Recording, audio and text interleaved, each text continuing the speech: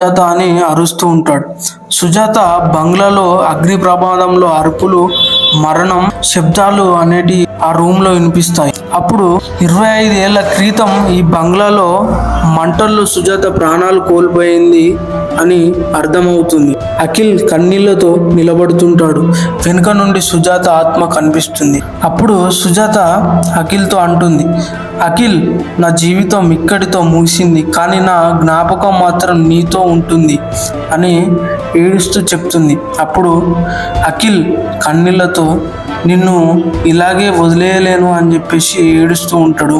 అప్పుడు సుజాత ఏమంటదంటే, కొన్ని ప్రేమలు పూర్తిగా అఖిల్, నువ్వు బతికి ముందుకు వెళ్ళాలి అని చెప్పి ఆమె మాయమైపోతుంది. అప్పుడు అఖిల్ ఒంటరిగా బంగ్లా బయటకు వచ్చి కూర్చొని ఆకాశాన్ని చూస్తూ ఏడుస్తూ ఉంటాడు. అప్పుడు అఖిల్ అనుకుంటాడు, కొన్ని ప్రేమ కథలు మొదలవుతాయి కానీ ఎప్పటికీ పూర్తి కావని చెప్పేసి ఏడుస్తూ అలానే ఉండిపోతాడు.